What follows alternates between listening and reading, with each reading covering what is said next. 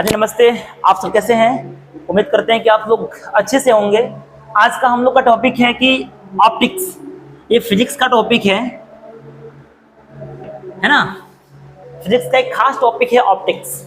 Optics बहुत बड़ा topic है। अगर 10th क्लास की बात करें तो 10th क्लास में आपके 3 चैप्टर हैं। आपके ह्यूमन आई, उसके बाद आपका light of reflection and light of reflection.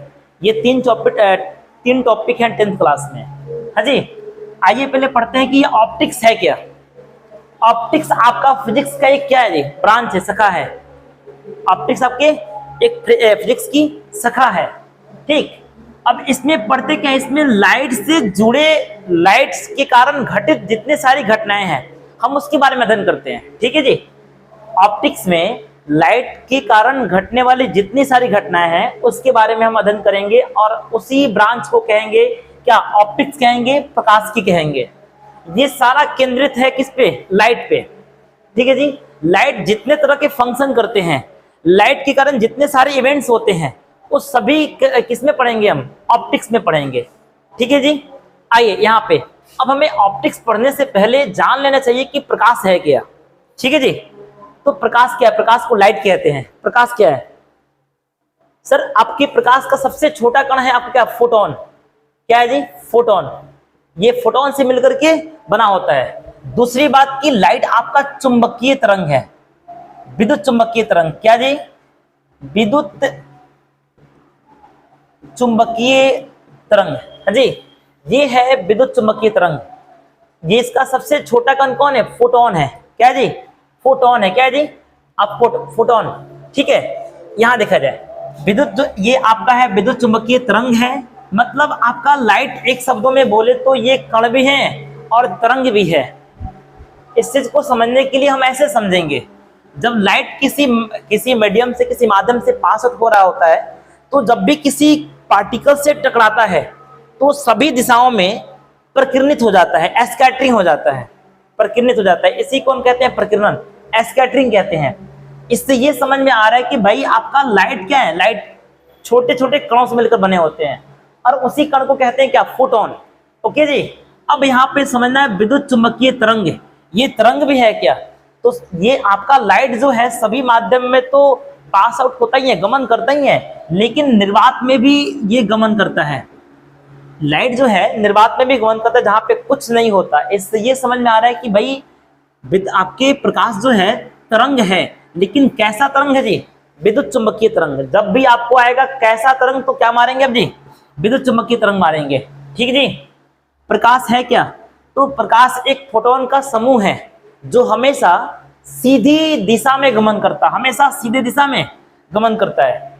ठीक है ना जी, इससे ये समझ में आया कि प्रकाश हमेशा सीधी दिशा में गमन करता है, सीधी दिशा में, टेढ़ी मेढ़ी दिशाओं में गमन नहीं करता है। ठीक है जी, यहाँ पे 3 चीज समझे भाई। प्रकाश क्या है, आपके एक सूक्ष्म कणों का समूह है, जैसे क्या कहते हैं, फोटोन कहते हैं। ये एक तरंग है, ये कैसा तरंग है जी, विद्युत चुंबकीय तरंग है। दूसरी बात की प्रकाश हमेशा सीधी दिशा में गमन करता है। इस बात को कैसे जाने हम, एक काम करेंगे, लकड़ी के गत्ता लेंगे, 3-4 क्या करेंगे, लकड़ी के गत्ता लेंगे, है कि नहीं, और उसे एक सीध में रखेंगे। इस गत्ता में क्या करेंगे, होल कर देंगे, इस होल को एक सीध में रखेंगे और यहाँ पे क्या करेंगे जी, एक टॉर्च से यहाँ पे लाइट क्या करेंगे, पास करेंगे, और हम ये देखेंगे कि अंतिम गत्ता से जो है लाइट पास आउट हो रहा है। लेकिन अब इस गत्ता को जो है ऊपर या नीचे कर देंगे, ये आपका होल जो है एकदम सामने सामने ना हो, ऊपर नीचे कर देंगे, तो हम ये देखेंगे कि गत्ता से लाइट पास आउट नहीं हो रहा है। मतलब ये है कि हमेशा जो है प्रकाश सीधी दिशाओं में ही गति करता है, टेढ़ी मेढ़ी दिशा में गति नहीं करता। हाँ जी, अब यहाँ देखिए, ये प्रकाश के बारे में हम लोग तो जान गए। अब देखिए यहाँ पे प्रकाश का गमन जो है किधर होता है जी, हमेशा सीधी दिशा में, ये हम लोग बात जान गए, हमेशा सीधी दिशा में होता है, कभी टेढ़ी मेढ़ी दिशा में नहीं होता। अब देखिए यहाँ पे प्रकाश की चाल, स्पीड ऑफ लाइट, तो प्रकाश की चाल अलग अलग माध्यमों में अलग अलग होता है। सबसे अधिक प्रकाश की चाल निर्वात में होता है, वैक्यूम जिसको बोलते हैं, है ना जी। जहां पे पृथ्वी का या अन्य ग्रहों का एटमॉस्फेयर नहीं है, उन जगहों को क्या कहते हैं, हम निर्वात कहते हैं। क्या कहते हैं जी, निर्वात कहते हैं, वैक्यूम। और निर्वात में प्रकाश की चाल सबसे मैक्सिमम होता है, कितना होता है जी, ऐसे पढ़े तो 3 लाख किलोमीटर पर सेकेंड होता है, 3 लाख किलोमीटर पर सेकेंड होता है। अब जो है अगर हम ऐसे लिखिए इसको स्टैंडर्ड फॉर्म में, 3 गुने 10 के पावर 8 मीटर पर सेकेंड होता है। याद कर लीजिएगा साहब, ये 8 हो जाएगा तो यहाँ पे मीटर सेकेंड हो जाएगा, किलोमीटर 3 लाख किलोमीटर पर सेकेंड। ठीक है जी। सबसे अधिक प्रकाश की चाल कहाँ होता है जी? निर्वात में। दूसरी यदि मैं माध्यम की बात करूं तो देखो यहाँ पे माध्यम में हवा आ गया, तो हवा में प्रकाश की चाल लगभग 2.98 कुछ समथिंग होता है कि नहीं? इतना आपका लगभग होता है, ये इसके आसपास होता है। ठीक है ना जी। तो एग्जैक्टली इतना नहीं होता, लेकिन कैलकुलेशन को कम करने के लिए हम हवा या निर्वात में दोनों को सेम ही मान लेते हैं। कोई पूछेगा हवा में प्रकाश की चाल, तो बताएंगे 3 लाख किलोमीटर पर सेकेंड या 3 गुने 10 के पावर 8 मीटर पर सेकेंड।